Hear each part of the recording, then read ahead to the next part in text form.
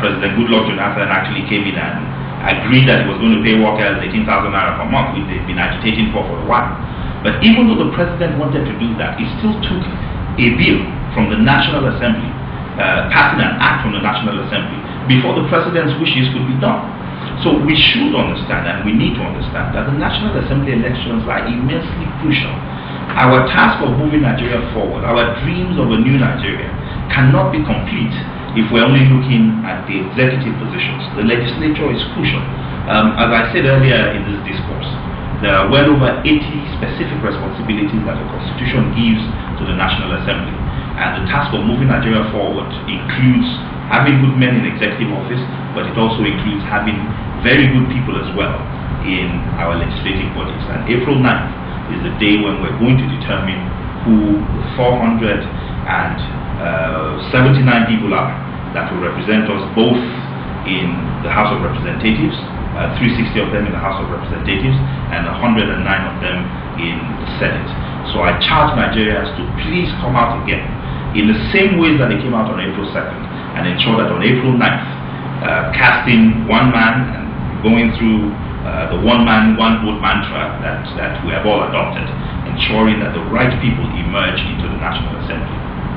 Most Nigerians love their country, and we demonstrate that love in many ways. I've seen incredible debates about the electoral process on places as far-flung as Facebook and many other social media sites, on Twitter. At the same time, we also have many people that have been engaged in the process through prayers. I think there's probably no Nigerian that is not praying about the country and hoping that change will happen. But we need to understand something, that in addition to all our prayers, yes, we've prayed for Nigeria to change, and yes, we have prayed for good leaders to emerge. But the reality is that those leaders will not emerge if good people are not putting themselves forward to run for office. And those people that are putting themselves forward to run for office can also never get there unless those of us that have been praying for them to emerge actually come out. So what I'll say is this: let us add to all our prayers what we call works, right? Let Nigerians come out. Let us back all of the prayers we've been mouthing and making. Let us back it with solid action. And what is that solid action?